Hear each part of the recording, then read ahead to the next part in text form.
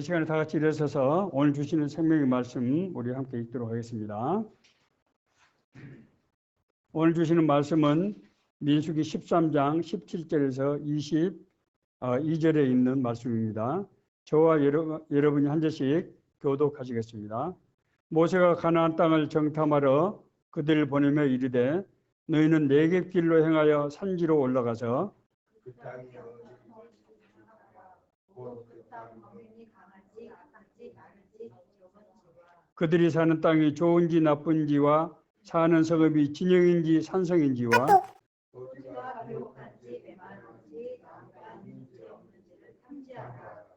감독해라. 또 그 땅의 실과를 가져오라 하니 그때는 포도가 처음 익은 지금이었더라. 이에 그들이 올라가서 땅을 정탐하되 신광야에서부터 하맛 어기 르흡에 이르렀고 또 네겝으로 올라가서 헤브론에 이르렀으니 헤브론은 애굽 소안보다 7년 전에 세운 곳이라. 그곳에 아낙자손 아히만과 세세대 달메가 있었더라. 아멘. 예, 자리에 앉으십시오.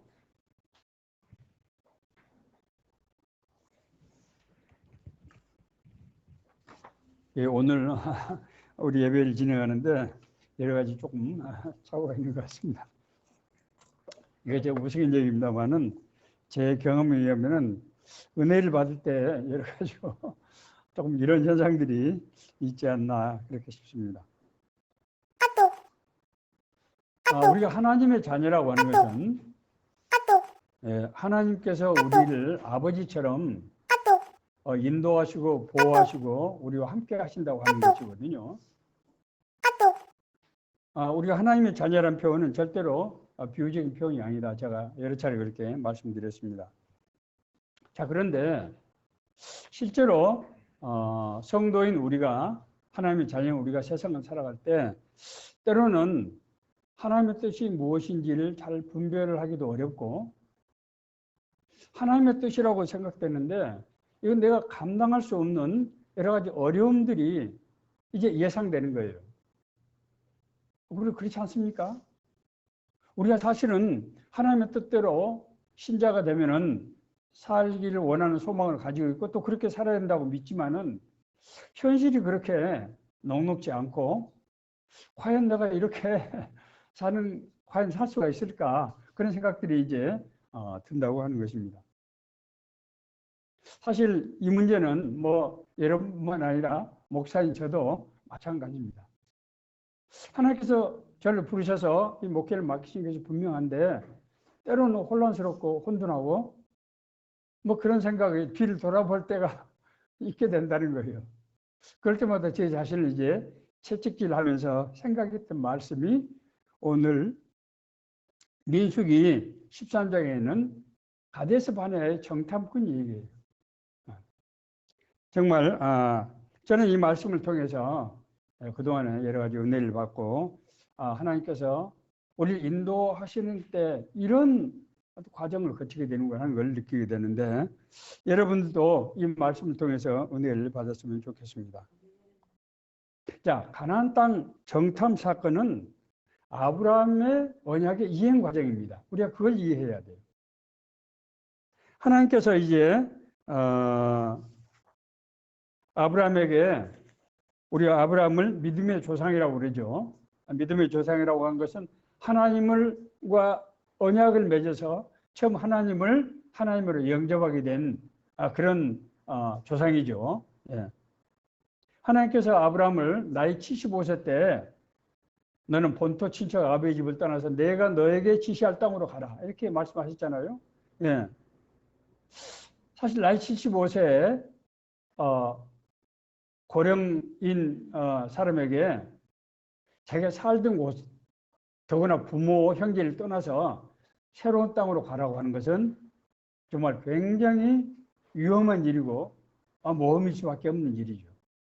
오늘날도 그런데 지금으로부터 한 4,000년 전에 그런 일이 있었다고 하는 것은 정말 위험한 일이었습니다. 자, 그때 하나님께서 아브라함에게 세 가지 약속을 해주셨어요. 첫째는 내가 너로 큰 민족을 이루게 하겠다. 사실 그때까지 아브라함은 나이가 75세였는데 아들이 있었다 없었다? 없었어요. 그 당시에 가문에서 장자가 아들이 없으면 어떻게 되는 겁니까? 이건 뭐 상상할 수 없는 일이죠. 대가 끊기는 일 아닙니까? 오늘날은 뭐 조금 가문 의식이 좀 약화되어 있다고 생각합니다만 오늘날도 사실 그래서 이제 오늘날은 뭐 남녀 구분하지 않고 대를 개성하는 것으로 그렇게 이제 법이 바뀌고 있습니다만 어쨌든 가장 큰 일이었겠죠. 내가 너로 큰 민족을 이루게 하겠다. 아브라함이 이 말이 얼마나 귀가 번쩍했겠습니까? 그렇잖아요. 내가 너로 큰 민족을 이루게 하겠다. 두 번째로 너의 이름이 창대하게 하겠다. 창대하게 하겠다는 것은 위대한 이름이 되게 하겠다는 거예요. 모든 세상 사람들이 우러러보는 그런 이름이 되게 하겠다.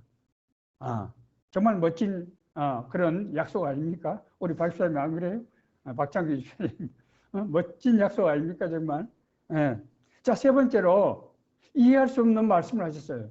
내가 너로 복의 근원이 되게 하겠다. 복의 근원. 복의 근원, source of blessing. 영어로 말하면은 무슨 말인가 하면은 너를 통해서 인간들이 하나님이 어떤 분인지를 알게 되고 하나님께로 받은 복이 무엇인지를 너의 삶에서 나타나게 해서 모든 사람들이 하나님 앞으로 돌아오게 하는 그 역할을 맡기겠다는 거예요. 자, 기가 막힌 약속 아닙니까? 아니, 하나님께서 나한테만 복을 주는 것도 감사한 일인데 나를 통해서 나에게 하나님이 함께 하실 때 우리가 어떤 복을 받는지를 두 눈으로 똑똑히 보게 해서 모든 사람들이 하나님 앞에 나오게 하는 그런 역할을 내게 맡기겠다는 거예요. 기가 막힌 얘기죠. 자, 이후에 이스라엘 역사는 바로 이 아브라함이 주신 언약에 따라서 전개되고 있는 것입니다. 우리가 이것을 이해를 해야 돼요.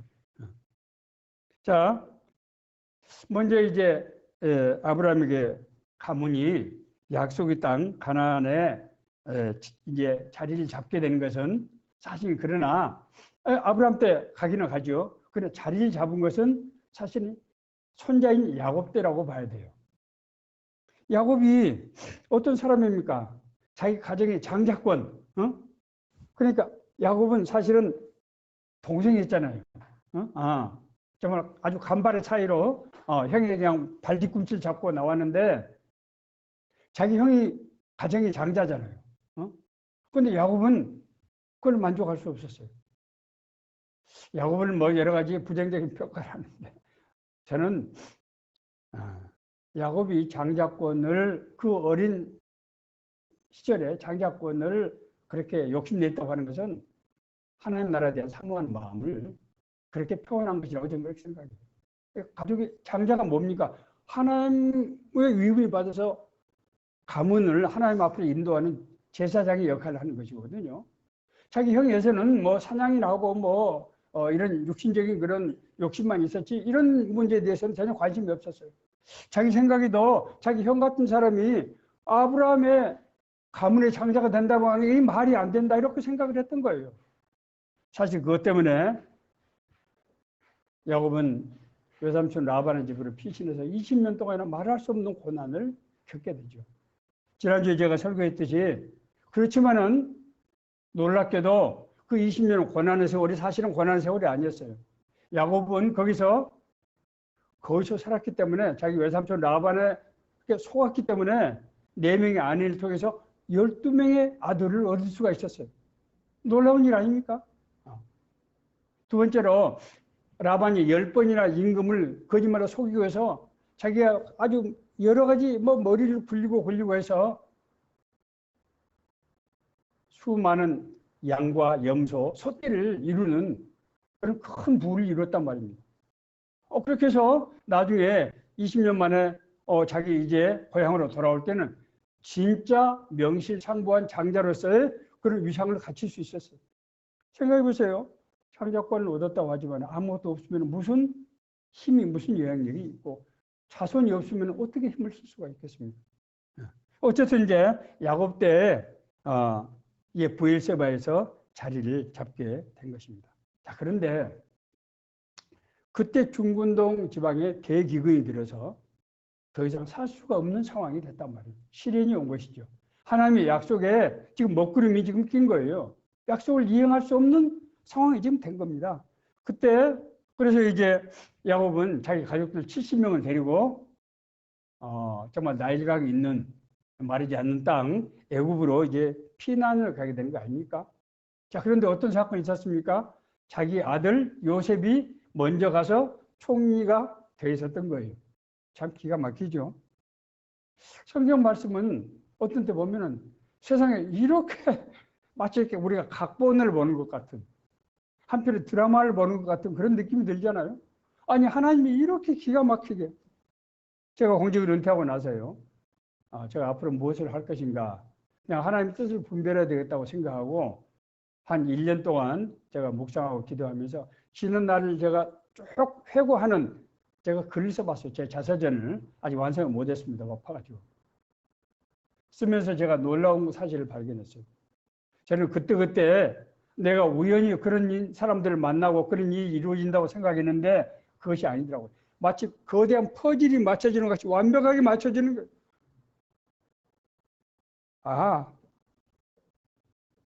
하나님이 인도하신다고 그러더니 진짜구나. 나중에 이제 저 언제가 그 책 출간할 거예요. 읽어보시면요. 이 말이 진짠가 하는 생각이 들 정도예요. 아무튼 뭐 제가 뭐 길게 할 수는 없습니다. 예. 자, 그곳에서 430년 동안 있으면서 적어도 한 200만 정도의 인구가 늘었. 제가 몇 명이라고 그랬습니까? 200만 명. 상상도 할 수 없는 인구를 거기서 늘어나게 된 거예요. 자, 그런데 생각해 보세요. 애굽 땅에서 이방 족속이 인구가 200만이 된다고 하는 것이 얼마나 위험한 일입니까? 그 통치권자 입장에서는. 그렇지만은 인구가 그렇게 늘어날 수 있었던 것은 왜 그렇습니까? 노예였기 때문에. 그 사람들이 일반 평민이었으면은 아마 애국에서 가만두지 않았을 거예요. 노예였고 자기들이 부려먹을 수 있는 노동력이 있기 때문에 그것을 그냥 봐준 겁니다. 쉽게 말해서. 자, 어쨌든 예. 더 이상 그래서 노예가 돼서 그 바퀴를 더 이상 살 수 없는 환경이 됐습니다. 이때 하나님께서는 레위지파, 여러분 레위지파가 뭐 하는 지파죠? 제사장의 지파입니까? 레위파 중에 모세라는 인물을 택해서 이제 이스라엘 백성들을 출애굽에서 가나안 땅으로 인도하는 일을 맡게 됐어요. 성경은요 이런 관점에서 읽어보면 기가 막힙니다. 정말 마치 한편의 드라마를 보는 것 같은 그런 느낌이 들어요. 자, 애굽에서 탈출해서 가나안 땅으로 들어가는 과정은 그렇게 평탄한 과정이 아니었어요. 생각해 보세요. 그 많은 인구가 그 광야를 지난다고 하는 것이 이게 우리가 상상할 수 없는 일이죠. 자, 먼저 이스라엘 민족은 애굽의 북동적인 고센지방이 나일강 상류 쪽에 있는 땅이거든요. 삼각주 있는 땅이기 때문에 굉장히 비옥한 땅이었어요. 거기서 람셋에서 출발해서 이제 아래쪽 그 밑에 홍해를 건너서 아라비아 반도. 제가 영상을 있으면 좋은데 아라비아 반도가요.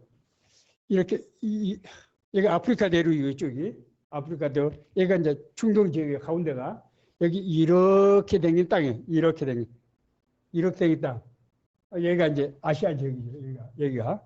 그래서 람셋 여기서 홍해바다 여기 홍해바다 이걸 건너서 이쪽으로 쭉 이렇게 와서 이게 이제 아라비아 반도예요. 지금 사우디입니다. 이게 지금 여기까지 와서 뭐 예멘 뭐 이렇게 해서 아랍에미레이트 해가지고 다시 여기까지 여기가 가데스 바네. 아니 왜 그냥 이렇게 가면 되는데 그건 아무도 모릅니다. 응? 그래서 여기서 이렇게 오는 과정이 여기까지 가데스 바네아까지 2년이 걸려요. 2년. 생각해 보십시오. 제가 몇 명이 출발했다고 그랬습니까? 200만. 그런데 200만만 간 게 아니에요. 애굽에서 출발할 때 히브리 민족을 따라서 잡족들, 여러 애굽에서 노예로 살고 있던 모든 잡족들이 함께 탈출하게 된 거예요. 그래서 학자들은 250만 명 정도로 추정을 하는데 저는 개인적으로 솔직히 잘 안 믿어집니다. 너무 많아서. 어쨌든 이제 이 사람들이 광야를 건너는 거예요. 광야를 건너는데 광야에 물이 있습니까? 물이 없잖아요. 그래서 쓴물이라는 게 뭡니까? 성경에는 쓴물이라고 되어 있는데 이렇게 철분 같은 것이 많아서 먹을 수 없는 물 아니겠어요? 그래서 이 쓴물이 탄물로 변하는 마라의 그 샘물 사건 이런 것들이 나오죠. 자, 그 다음에 이제 하나님께서 샘 12개하고 79의 종려나무가 있는 엘림을 통과하게 하시고, 예. 그래서 이제 아라비아 반도 남쪽 신광야는 한 이 정도 해당돼요. 신광야는 여기 이렇게 이게 반도 남쪽 끝이고요. 이게 신광야. 신광야에서 만나와 메추라기를 먹이십니다. 이때는 이제 식량이 다 떨어졌어요. 이 사람들이 한 2개월치 정도 식량을 가져왔어요. 이 더운 지역이기 때문에 식량을 많이 가져올 수, 부패하잖아요, 이게. 그래서 이제 무교병을 만든 거죠. 무교병. 무교병은 이스트가 들어가지 않는 우리말로 우리 시골에서는 개떡이라고 그러는데 뭐 다른 데서는 뭐라고 하는지 모르겠어요. 이스트를 넣지 않은 부풀지 않은 그런 떡이에요. 부풀면 금방 상하니까. 이걸 한 2개월 정도 준비를 했던 것 같아요. 그래서 이 사람들이 먹을 양식이 떨어지자 난리가 납니다. 그러지 않겠어요? 지금 광야에서는 끝도 보이지 않는 벌판인데 그래서 한가운데서 지금 굶어 죽게 됐단 말입니다. 그때 하나님께서 이제 만나와 메추라기를 보내서 먹게 하시죠. 그 뒤에 남쪽 끝 시내산은 이쪽 정도 해당돼요. 시내산은 여기 남쪽 끝에서 이제 10계명을 받게 됩니다. 여러분 10계명은 뭡니까? 하나님의 나라의 법이죠. 우리 대한민국의 헌법이 있듯이 히브리 민족에게 뭐가 있다고요? 10계명이 히브리 민족의 헌법이에요. 그게. 그 10계명에 따라서 613개의 이 율법이 있어요. 율법에 조항들이 있어요. 그것이 히브리 민족의 법이에요. 그 법을 하나님께서 주신 겁니다. 이것은 하나님 나라의 법이에요. 하나님 나라의 백성들이 지켜야 되고 지킬 수 있도록 주신 그 법이라고요. 하나님이 통치하신다는 게 뭡니까? 하나님의 나라라고 하는 것은 뭐 땅 그런 개념이 하나님의 나라는 땅 개념이 아니죠. 천지 만물이 하나님의 것이니까. 그렇죠? 하나님의 나라는 하나님이 통치하시는 나라, 통치권을 의미하는 거죠. 하나님이 인도하시고 역사하시는 나라. 그 나라죠. 그래서 뭘 따라서 다스리신다고요?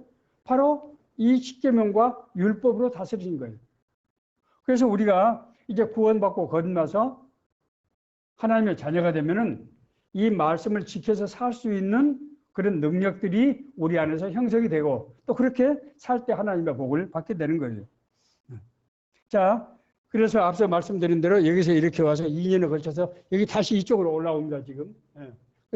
그래서 이 지역은 이제 여기가 이 정도가 예루살렘 쪽이에요. 여기가 사해고 여기 갈릴리 바다입니다. 여기 요르단 이런 나라예요. 그 밑에까지 예루살렘 지금 밑에까지 거기가 가데스 바네아거든요. 거기까지 2년에 걸쳐서 오게 됩니다. 2년 동안 얼마나 많은 고난을 당하고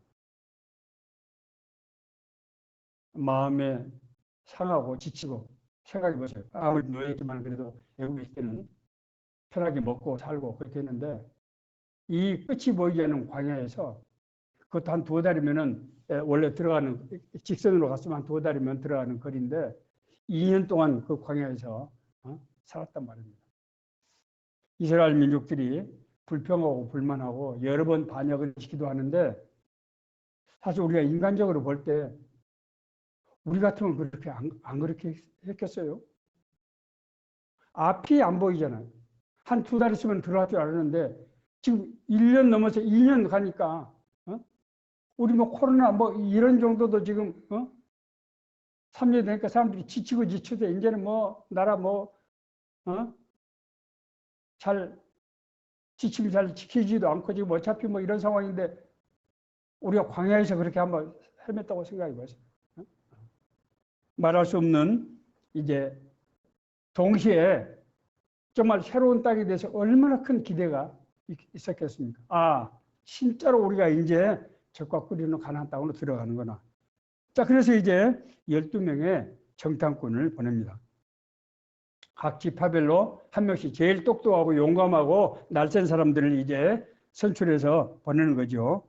자, 정탐 경로는 앞서 말씀드린 제가 사실 지도가 있으면 자세히 말씀드릴 수 있는데 이 부분을 그냥 생략하겠습니다.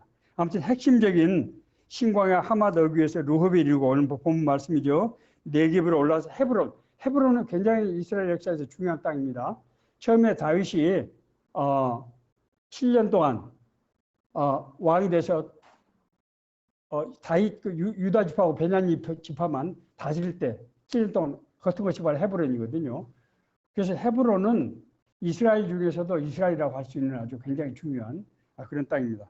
헤브론, 그 다음에 에스골 골짜기 정탐하게 됩니다. 정탐 기간은 전부 며칠이었습니까? 총 40일이었습니다. 성경에는요, 40이라는 숫자가 여러 군데에서 나옵니다. 아주 굉장히 신비스러운 숫자고 아주 중요한 숫자라고 하는 것을 알 수 있습니다. 정탐 임무는 세 가지였어요. 첫째는 가나안 땅의 지형과 지세를 한번 보라는 거예요. 산악이 많은 것인지 평야가 많은 것인지. 왜냐하면 가서 그 땅을 정복해야 되잖아요.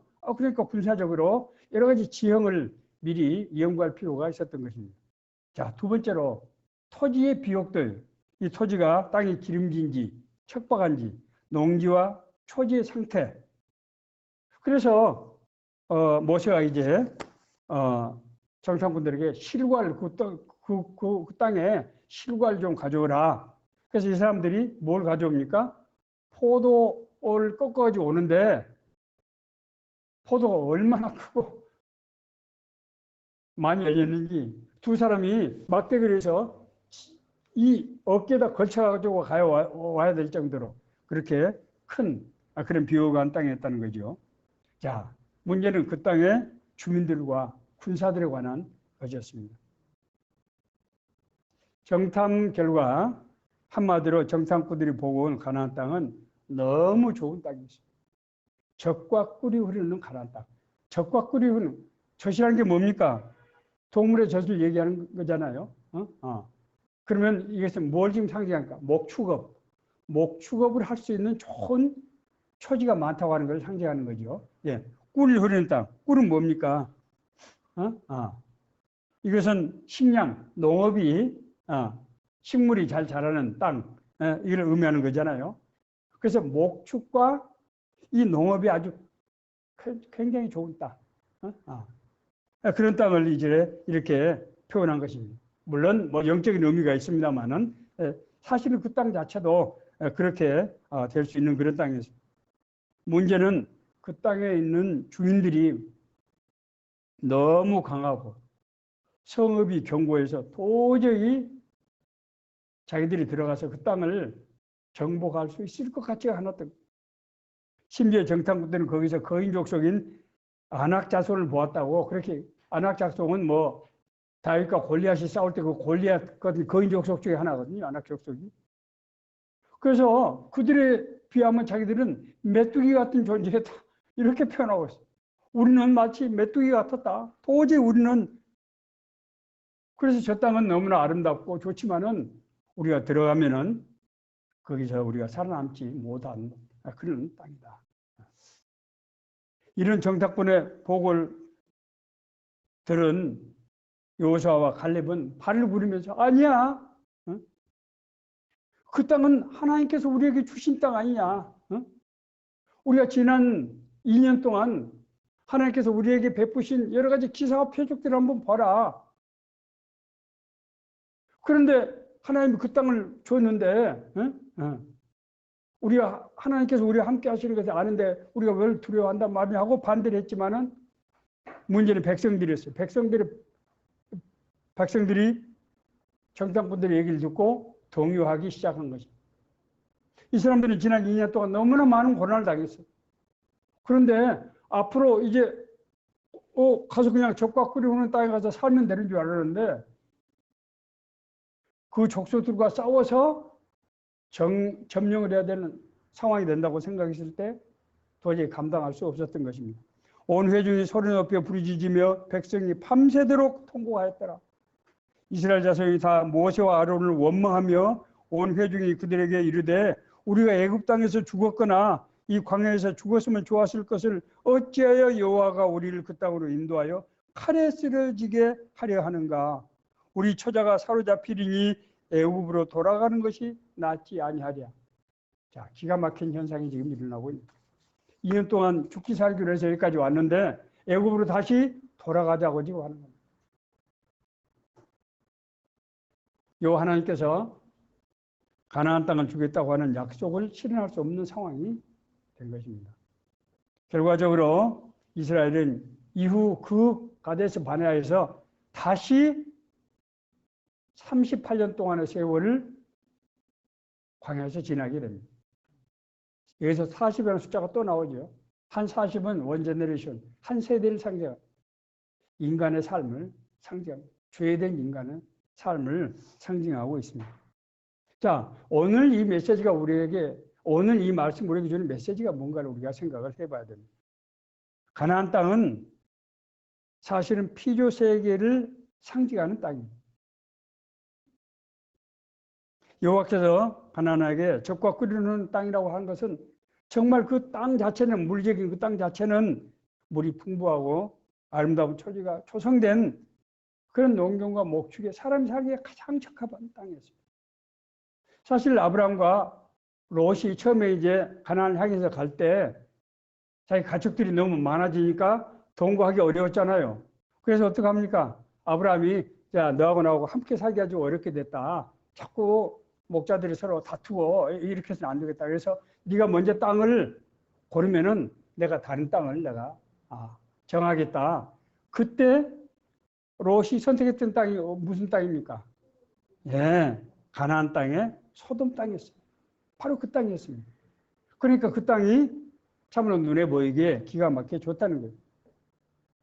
이에 롯이 눈을 들어 요단 지역을 바라본즉 소알까지 온 땅에 물이 넉넉하니 여호와께서 소돔과 고모라를 멸하시기 전이었으므로 여호와의 동상 같고 애굽 땅과 같았다. 자, 여호와 하나님께서 멸하시기 전, 이 땅은 뭐로 지금 예정된 땅이에요? 멸하기로 예정된 땅이라고 하는 것입니다. 그곳에 있는 백성들은 이제 다산의 신과 풍요의 신을 섬기는 그런 우상이 만연한 지역이었어요. 참 이상하죠. 인간의 부라는 것이 우리가 누구든지 사실 부는 그 자체가 나쁜 건 아니잖아요. 뭐 돈이 그 자체가 나쁜 겁니까? 돈이 많이 있으면 뭐 좋죠. 문제는 그 돈을 벌기 위해서 추구하는 과정에서 인간이 타락한 본성들이 드러나게 된다는 거예요. 그것이 문제입니다. 이 땅은 그렇게 아름다운 땅이지만은 타락한 땅.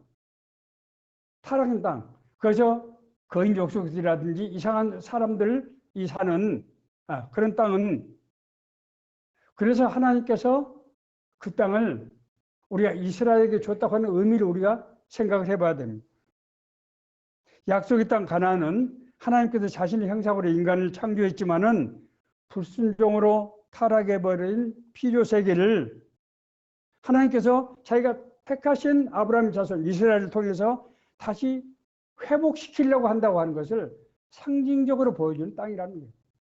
제가요, 젊었을 때 성경을 읽을 때 제일 힘들었던 게 뭔지 아세요? 아니, 왜 하나님의 백성들이 가나안 땅 가서 거기를 다 멸하냐고요. 이게 사실은 이것이 기독교가 다른 종교로부터 비난받고 비판받는 아주 결정적인 요소 중에 하나예요. 기독교는 자기들만의 종교다. 왜냐하면 다른 족속을 다 멸하고 그 땅을 정복했으니까. 아니, 하나님이 줬다고 하는데 하나님은 그런 불공평한 하나님이 어디 있느냐. 이것으로 계속 공격하는데 내가 이것을 해석할 길이 없었어요. 나중에 제가 이제 성경에 대해서 눈이 열리게 되면서 이것을 이해하게 됐습니다. 이것은 타락한 인간 세계를 구원하시는 하나님의 구원의 계획을 상징하는 그런 땅이에요. 그래서 하나님께서 아브라함에게 내가 너로 복의 근원이 되게 하겠다. 그렇게 말씀하신 거예요. 하나님께서 함께 하실 때 우리가 어떤 복을 받게 되는 것인지, 우리에게 어떤 능력과 역사가 일어나는지를 똑똑히 눈으로 보게 하겠다는 거예요. 그것은 악을 선으로 바꾸는 그런 과정이라는 거예요. 그렇기 때문에 약속의 땅은 여호와 하나님께서 함께 하시는 땅입니다.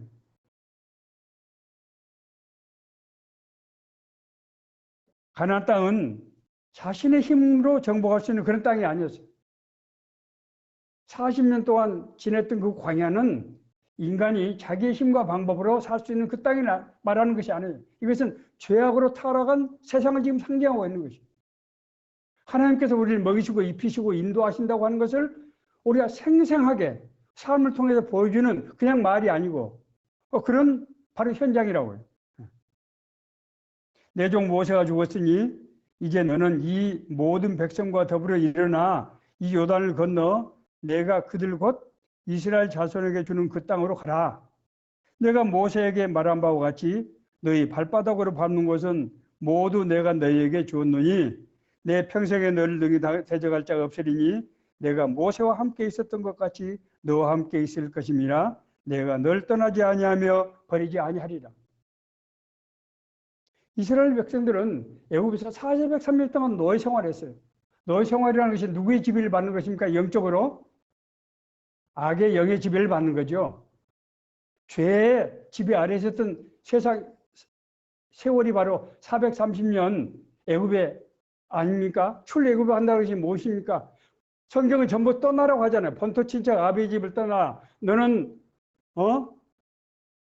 내 부모를 고향을 떠나서 나를 따라오느라 전부 떠나라는 것이죠. 성경은. 이 떠나는 것이 뭘 떠나는 거예요? 죄된 세상을 떠나라는 거예요. 사실 가데스 바네아에 가기 전까지 하나님께서 여러 차례 2년 동안 이스라엘 백성들에게 기사와 표적을 통해서 내가 너희와 함께 한다고 하는 것을 보여주셨어요.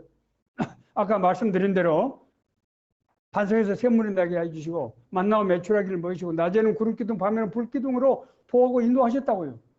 그래서 하나님께서 진짜 함께 하시고 인도하시는 것을 우리가 깨닫게 되는 거예요. 제가 자살했을 때 놀란 것이 하나님이 진짜로 이렇게 나한테 공부하시고 인도하셨구나 하는 것들을 깨닫게 된 거예요. 그럼에도 불구하고 어려움을 당할 때마다 이스라엘은 주저하고 원망하고 심지어 불순종해서 다시 구세성으로 돌아가자고 애굽으로 하나님의 계획을 지금 완전히 망치는 그런 기도를 하고 있는 것이죠. 하나님께서 택하신 종들, 하나님께서 택하신 자녀들에게 상속자가 되게 하셔서 우리가 일을 맡길 때 하나님은 우리의 힘에 의존하시는 것이 아니라는 거예요. 하나님께서 예수님께서 공생을 시작하실 때 처음에 어떻게 하셨습니까? 병자를 고치시고 귀신을 쫓아내시고 죽은 사람을 살리시고 복음을 전했다고요. 그것은 하나님의 나라가 회개하라 하나님의 나라가 가까이 왔느니라고 하는 것을 입증해 보신 거예요. 진짜로 우리 삶 가운데서 제가 하나님의 은혜로 1976년 3월에 병고치를 받았다는 간증을 한 적이 있어요. 제 아내도 기도하던 중에 금요일날 기도하던 중에 하나님의 은혜로 완전히 고치기 어려운 병이 고쳐지는 그런 은혜를 체험했어요. 이것은 뭡니까? 사실 그 병원에 가서 오늘날 우리 한국처럼 의술이 발달한 나라에서 수술해서 고칠 수 있겠죠.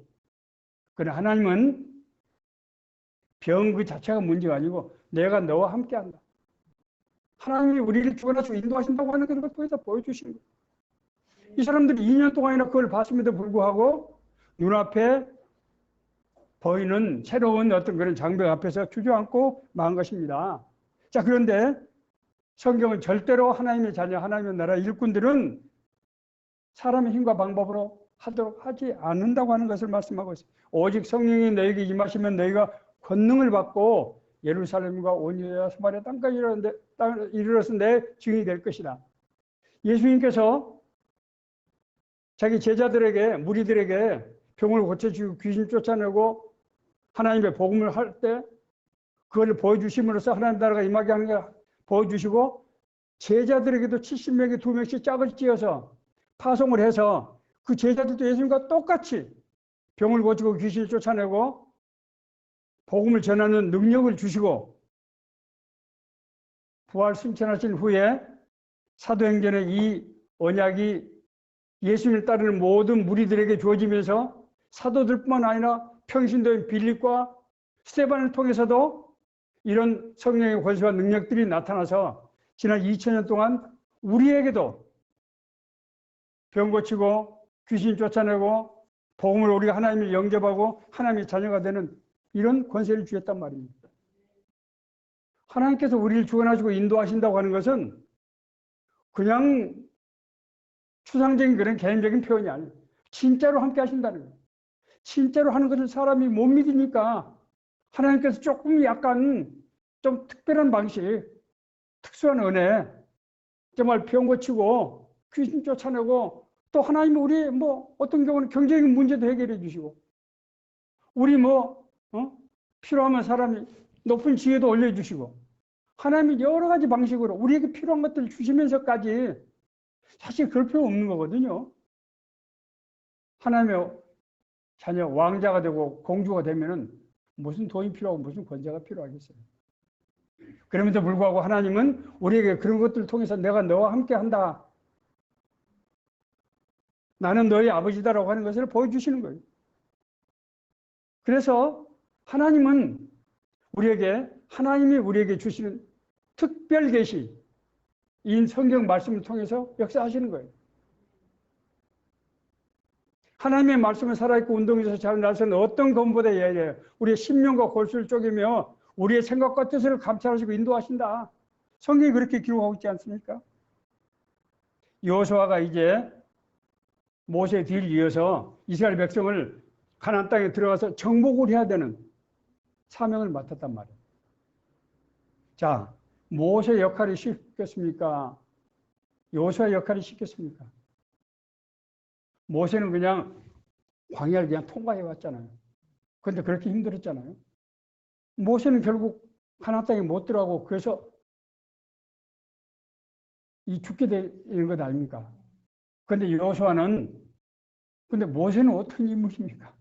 하나님이 함께 하셔서 모세를 통해서 얼마나 많은 기적과 표적을 행했습니까?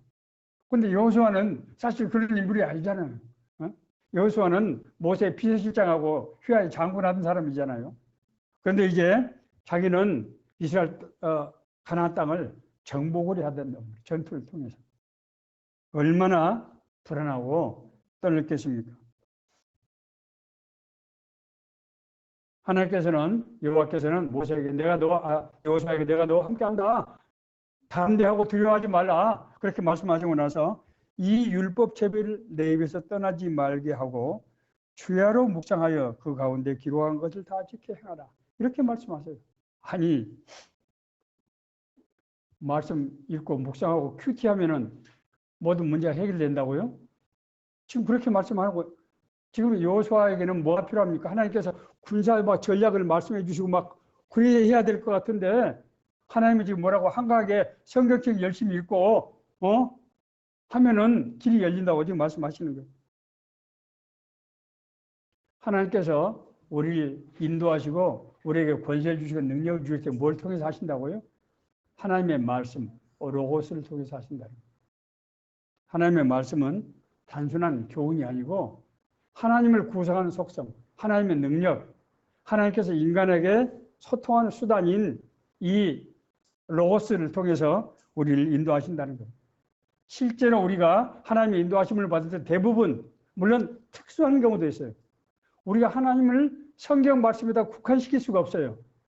하나님은 만유에 계신 분이기 때문에 그런 하나님의 기본적으로 우리에게 주신 특별한 계신 이 성경 말씀을 통해서 우리를 인도하시고 우리에게 힘을 주시고 능력을 주시는 거예요.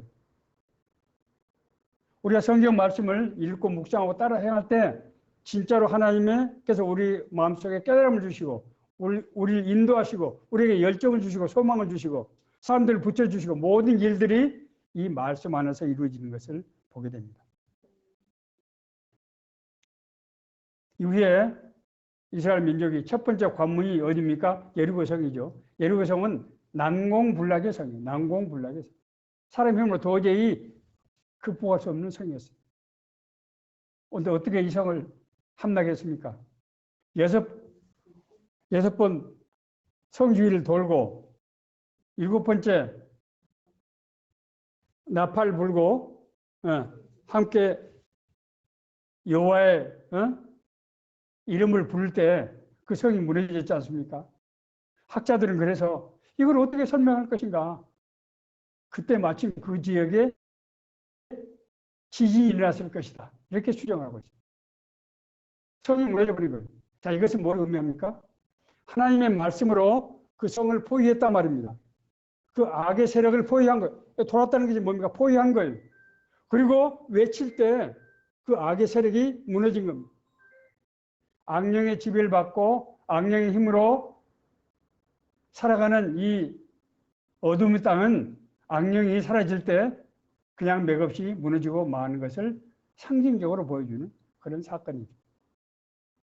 우리의 씨름은 혈과 육을 상대하는 것이 아니요 통치자들과 권세들과 이 어둠의 세상 주관자들과 하늘에 있는 악의 영들 상대함이라. 그러므로 구원의 투구와 성령의 곧 하나님의 말씀을 가지라. 이스라엘 민족이 하나님의 말씀에 순종해서 그 말씀에 따라 살아갈 때에는 이스라엘이 부흥하고 나라 세워져서 다윗 때 하나님이 기뻐하시는 나라가 신정국가. 다윗은 왕이었지만은 자기가 통치하지 않고 모든 것을 하나님께서 들어서 그래서 다윗을 선지자라고도 말하는 거예요. 하나님의 뜻대로 나라를 다스렸어요. 하나님의 말씀대로 하나님의 뜻대로 다스린 겁니다. 그것이 바로 하나님께서 이루려고 했던 하나님의 나라고 그 이후에 왕들이 전부 우상 숭배하고 해서 바벨론에서 멸망을 하게 된 것이고 다시 예수 그리스도께서 오셔서 말씀이신 태초의 말씀이신 예수께서 오셔서 아브라함이 했던 그 언약을 완전하게 이루시고 하나님 나라가 우리에게 임하게 하신 것입니다. 여러분 말씀을 맺겠습니다. 우리 인생을 살아갈 때 앞서 제가 처음에 제기했던 문제, 내가 하나님의 자녀라는데 내가 교회를 다니는데 왜 인생이 이렇게 꼬이고 정말 너무나 막막하고 무엇을 어떻게 해야 될지, 내가 세상에 너무나 올바르지 못한 사람들이 많고 누구를 믿을 사람도 없고 내 손을 잡아주는 사람도 없고 이런 상황에서 내가 정말 마음은 소원이로되 하나님의 뜻대로 살았으면 좋겠지만 내 현실이 너무나 척박하고 불안정해서 내가 도저히 하나님의 뜻대로 살 수가 없고 하나님 내가 이럴 때 어떻게 살아야 됩니까? 하는 근심, 걱정, 고민을 누구든지 다 가지고 있는데 오늘 우리가 이 말씀을 통해서 하나님 주시는 메시지를 우리가 드려야 된다는 거예요. 하나님은 우리의 마음의 소원, 우리의 고통을 아시고 하나님께 들으시고 하나님의 말씀을 통해서 우리를 인도하신다고 생각이 됩니다. 오늘 이 말씀이 우리 모두에게 주시는 하나님의 은혜의 말씀, 생명의 말씀이 되기를 간절히 바랍니다.